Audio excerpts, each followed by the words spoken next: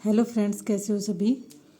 हमने tense start किए हुए हैं तो कुछ रिवीजन करते हैं प्रेजेंट इंडेफिनिट टेंस का, फिर उसके आगे कंटिन्यू करते हैं। ठीक है, तो हमने प्रेजेंट इंडेफिनिट टेंस पढ़ा था। तो इसकी पहचान होती है कि जब भी हम कोई सेंटेंस बोलते हैं और उसके लास्ट में ता है, ती है, ते है, इस तरह के वर्ड आए तो वो प्रेजेंट इंडेफिनिट होता है, मतलब हमारा वर्तमान काल होता है। जैसे कि हम बोलते हैं हम खाना खाते हैं, हम खेलते हैं, हम बुक पढ़ते हैं, या लड़की रोती है, हंसती है, या फिर हम मंदिर जाते हैं। देखो सबके लास्ट में क्या आ रहा है, ते या फिर टा फिर ती, इस तरह का ना। तो वो हमारा पहचान होती है एक टाइप से प्रेजेंट इंडेफिनिट टेंस की। ये एक इजी तरीका है। ठीक है, तो उसका हमने स्ट्रक्चर पढ़ा था कि जब हम प्रेजेंट इंडेफिनिट टेंस को लिखते टाइम कैसे लिखेंगे। तो सबसे पहले हम लिखेंगे सिंपल वाले को, जो प्रेजेंट इंडेफिनिट होता है सिंपल फॉर्म में, उसको पहले लिखेंगे सब्जेक्ट, फिर वर्ब के साथ लगाएंगे एस या फिर E S according to subject, and जो पार्ट बच जाएगा उसको यहाँ पे लिख देंगे, जिसको हम बोलते हैं ऑब्जेक्ट। जैसे सब्जेक्ट हमारा है जो काम करने वाला या एक्शन करने वाला होता है, उसको हम बोलते हैं सब्जेक्ट। जैसे यहाँ पे for example Mohan Yeats mango. ठीक है, अब मोहन है हमारा सब्जेक्ट, कर्ता। ठीक है, सब्जेक्ट को हिंदी में बोलते हैं कर्ता, और वर्ब है हमारा यहाँ पे ईट, खाना। ठीक है, अभी हमने पढ़ा हुआ है कि जो सिंगुलर सब्जेक्ट होता है तो वर्ब के साथ हम लगाते हैं एस या फिर ई एस। ओके, तो मोहन सिंगुलर है इसलिए ईट के साथ लगा लिया एस, और जो बचा पार्ट, ठीक है, मैंगो, मतलब ये हो गया हमारा ऑब्जेक्ट। सब्जेक्ट, वर्ब और ऑब्जेक्ट, ये बेसिक स्ट्रक्चर के अकॉर्डिंग हमारा सेंटेंस बन गया। ठीक है, अब यही चीज़ हमने प्लूरल के साथ देखनी है, तो प्लूरल है हमारा दे, वी, इस तरह। और जो आपका आए है, ये मैंने आपको बताया था, ये सिंगुलर होता है बट फर्स्ट पर्सन है, और ये प्लूरल की तरह हमारा वर्ब लेता है। तो प्लूरल वर्ब जो बेसिक फॉर्म ऑफ वर्ब होती है उसको हम प्लूरल के साथ ही लगाते हैं, और जब वर्ब के साथ एस ई एस लग जाता है तो ये हमारा हो जाता है सिंगुलर सब्जेक्ट के साथ लगने वाला वर्ब। ये मैंने आपको पिछली वीडियो में भी बताया था कि जब हम नाउन के साथ एस या फिर ई एस लगाते हैं तो प्लूरल हो जाते हैं। जैसे टेबल के साथ एस लगाया तो टेबल्स, तो वो प्लूरल हो गया। बट जब हमने वर्ब के साथ एस लगा दिया तो वो सिंगुलर के साथ होगा, अपोजिट होता है। ठीक है, कन्फ्यूज मत होना कि ईट्स है एस लगा तो वो इसको प्लूरल के साथ लिखना है, नहीं, ये हमारा सिंगुलर के साथ आता है जब वर्ब के साथ हम एस या फिर एस लगाते हैं। ठीक है, अब आई को हम प्लूरल की तरह लेना, प्लूरल जो सब्जेक्ट होते हैं। ठीक है, तो आई ईट मैंगो, दे ईट मैंगो, या फिर वी ईट मैंगो, या इसकी जगह पे हम 3-4 बच्चों के नाम, 2 बच्चों के नाम भी लिख सकते हैं। जैसे रिया एंड राम ईट मैंगो। ठीक है, ये भी 2 हो गए, ये 3 बच्चे, तो वो भी हमारे क्या हो गए, प्लूरल। तो वर्ब के साथ ऐसे या फिर एस नहीं लगेगा। अब नेक्स्ट हम पढ़ेंगे, हमने सिंपल वाले प्रेजेंट इंडेफिनिट टेंसेस को नेगेटिव या फिर इंटेरोगेटिव में कैसे कन्वर्ट करना है। ओके, तो हम इसको आगे बुक से ही कंटिन्यू करते हैं।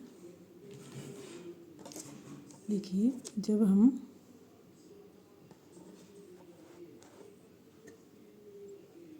नेगेटिव में चेंज करना हो सिंपल वाले टेंस को, तो हम उसमें डू या फिर डज लगाते हैं। ठीक है, और साथ में लगाते हैं नॉट।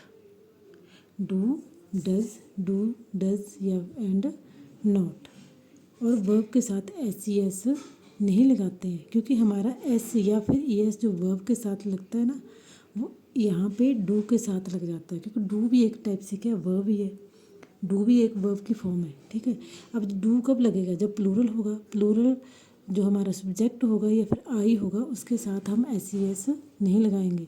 जैसे I do not, they do not, और जो सिंगुलर होगा उसके साथ हम एस ई एस लगाते हैं, तो डू के साथ ई एस लग जाएगा तो बन जाएगा डज। ठीक है, और यहाँ पे डू वाली वर्ब के साथ हमने एस या फिर ई एस लगाया, तो मेन वर्ब के साथ हम एस या फिर ई एस नहीं लगाएंगे। यही हमारा केस नेगेटिव में भी रहेगा और यही हमारा इंटेरोगेटिव में भी रहेगा। ठीक है, तो ये बेसिक सेंटेंस का रूल है, स्ट्रक्चर। सबसे पहले सब्जेक्ट लिखना है, सब्जेक्ट के अकॉर्डिंग डू या फिर डज, बाद में लिखना है नॉट, फिर वर्ब और फिर ऑब्जेक्ट। वर्ब मतलब जो एक्शन हो रहा है वो जो पार्ट बच जाएगा सब्जेक्ट का, सब्जेक्ट और वर्ब लिखने के बाद जो बचेगा वो हमारा होगा ऑब्जेक्ट। कुछ एग्जांपल देख लेते हैं। जैसे मोहन आम नहीं खाता है, मीन्स सब्जेक्ट है कर्ता मोहन और आम है हमारा क्या, ऑब्जेक्ट। ऑब्जेक्ट मीन्स कर्म। मतलब ये आप बेसिक वो पढ़ सकते हो कि ऑब्जेक्ट मीन्स जो सब्जेक्ट काम करता है उसका असर किस पे पड़ रहा है, उसका इफेक्ट किस पे आ रहा है, वो होता है हमारा ऑब्जेक्ट।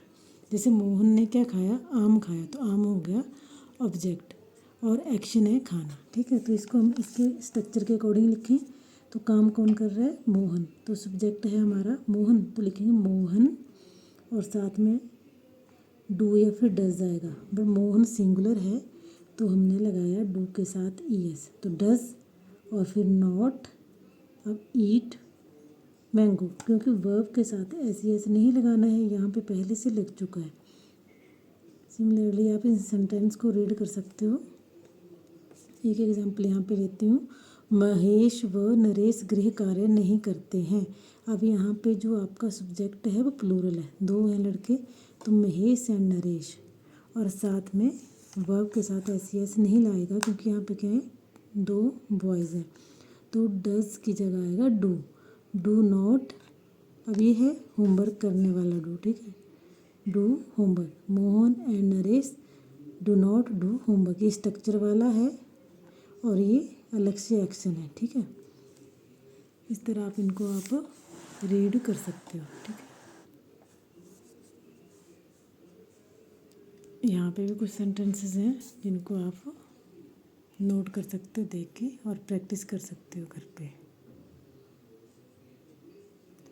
अब नेक्स्ट है, इसको इंटेरोगेटिव में कैसे चेंज करना है। ठीक है, तो इंटेरोगेटिव में चेंज करने के लिए हमने डू और डज सबसे पहले लिखना है, फिर सब्जेक्ट, फिर वर्ब की फर्स्ट फॉर्म और फिर ऑब्जेक्ट। सेम जो पहले था उसमें डू डज हमने बाद में लिखा था, यहाँ पे हमने क्या लिख लेना है, पहले लिख लेना है इंटेरोगेटिव या फिर जो भी हमारा हिंदी में बोलते हैं प्रश्नवाचक वाक्य बनाने के लिए।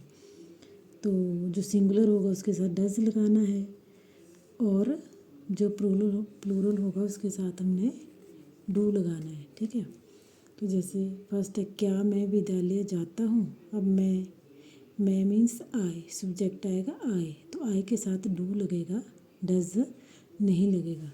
तो यहाँ पे आ गया डू, स्ट्रक्चर के अकॉर्डिंग डू, फिर नेक्स्ट सब्जेक्ट तो आई, वर्ब हमारा गो और ऑब्जेक्ट बच गया तो स्कूल को जाना, तो टू स्कूल आ गया। ठीक है, ये इसको हम सारा मिला के ऑब्जेक्ट बोलेंगे।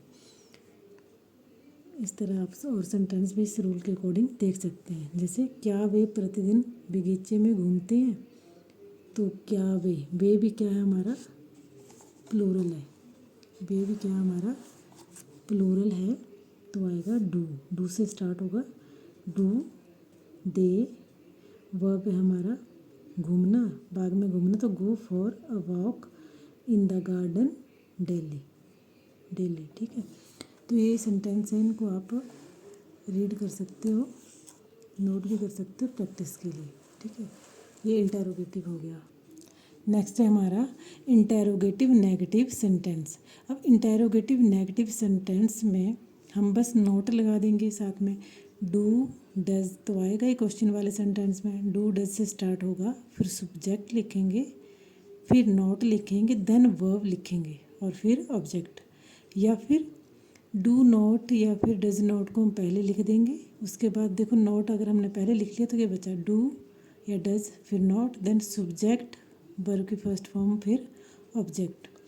जैसे क्या मैं विद्यालय नहीं जाता हूँ, अब इसमें क्या तो आएगा डू, क्योंकि आए है तो डू आए, है ना, विद्यालय स्कूल, नहीं को नॉट लिखेंगे, ये आ गया हमारा गो। तो डू हम ये वाला स्ट्रक्चर फॉलो करें तो क्या लिखेंगे, डू नॉट तो मतलब डोंट, फिर सब्जेक्ट तो आई, वर्ब तो गो और टू स्कूल, ठीक है। Don't I go to school, यहाँ पे वह मतलब शी, लड़की के लिए यूज़ हो रहा है तो शी, तो शी तो डज आएगा, क्योंकि जब सिंगुलर हो तो डज डू के साथ क्या आता है, एस या फिर ई एस, जब हमारा थर्ड पर्सन या सिंगुलर कोई नाउन होता है तो doesn't she take bath in the morning, या फिर हम ऐसे भी लिख सकते हैं does she not take bath in the morning, तो सब्जेक्ट के साथ हमने नॉट लगाना है। यहाँ पे इसको हम लिख सकते हैं do I not go to school, do I not go to school. तो ये आपके कुछ सेंटेंस हैं जिनको आप रीड कर सकते हो, यहाँ तक 20 तक नोट भी कर सकते हो, रीड भी कर सकते हो, ठीक है। नेक्स्ट हम जो सिचुएशन आती है प्रेजेंट इंडेफिनिट टेंस को कहाँ कहाँ यूज़ कर सकते हैं वो नेक्स्ट वीडियो में करेंगे। Thank you.